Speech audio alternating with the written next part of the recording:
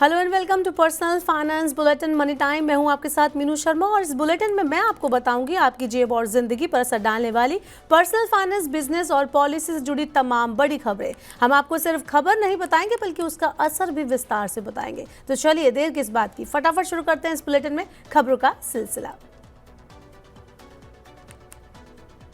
शुरुआत करते हैं बिजनेस जगत की सबसे बड़ी खबर से। अमेरिकी शॉर्ट सेलर फर्म हिंडनबर्ग, जिसने 2023 में अदानी समूह की नींव हिला दी थी, उसने अमेरिका से अपना बिजनेस समेट लिया है। साथ ही कंपनी के मालिक नाथन एंडरसन ने अदानी समूह के खिलाफ रिपोर्ट जारी करने के अपने फैसले को भी जाहिर किया। उन्होंने बताया कि रिपोर्ट के पीछे उनका मकसद भारत से दुश्मनी या एंटी इंडिया ग्रुप के साथ कोई साझेदारी नहीं थी। उन्होंने कहा, हमने सोशल रिपोर्ट के कुछ रेड फ्लैग्स को नोटिस किया और फिर अपनी जांच शुरू की। मैं आज भी अपनी रिपोर्ट पर कायम हूं।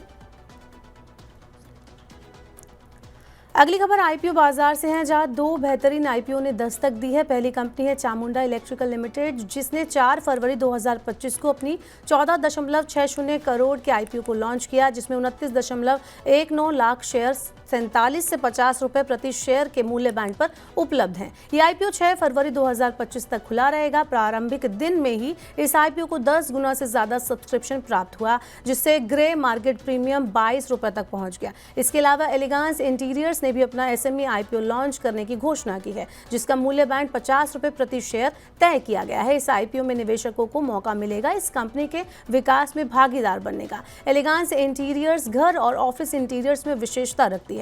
इस आईपीओ से कंपनी को एक नई दिशा मिल सकती है, जिससे कंपनी के एक्सपेंशन और रिसर्च में निवेश करने का मौका मिलेगा।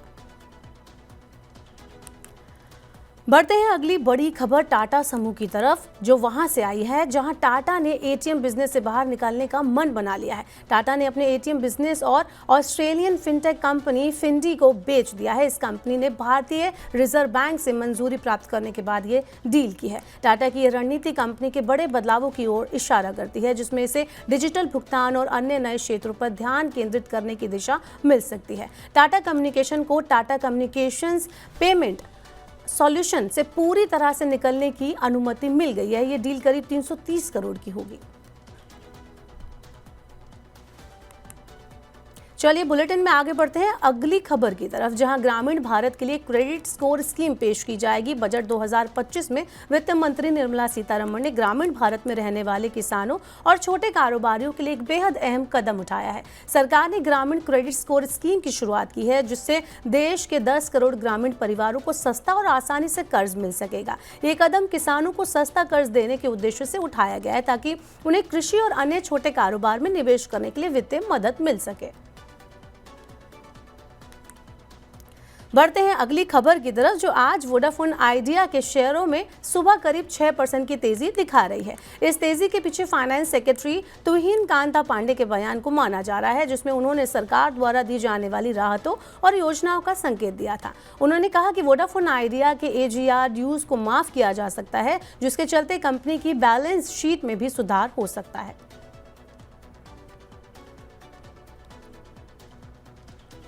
हमारी अगली खबर भी वोडाफोन आइडिया को लेकर ही है। वोडाफोन आइडिया के बारे में तो आप जानते ही होंगे। अब आप सोचेंगे कि इसमें जानने वाली बात क्या है, तो वोडाफोन आइडिया का एक टेलीकॉम कंपनी है जो कि 4G 5G स्मार्टफोन की दुनिया में बाकी कंपनियों की तरह ही सर्वाइव कर रही है।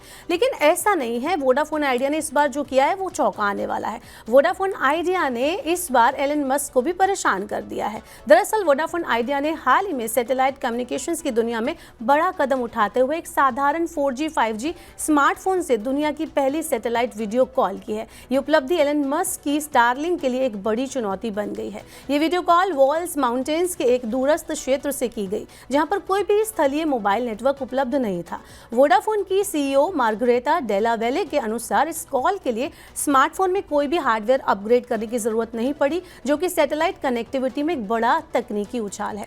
वोडाफोन की उपलब्धि डिजिटल कनेक्टिविटी के लिए एक महत्वपूर्ण मील का पत्थर मानी जा रही है।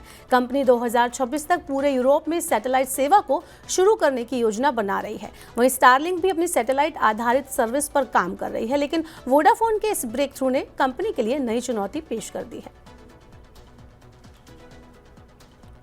आज की मनी टाइम की आखिरी खबर अमेरिका से आती दिख रही है, जो अमेरिका ने चीन पर 10% अतिरिक्त टैरिफ लगाया है और अब चीन ने पलटवार करते हुए अमेरिका के खिलाफ टैरिफ लगाने का ऐलान किया।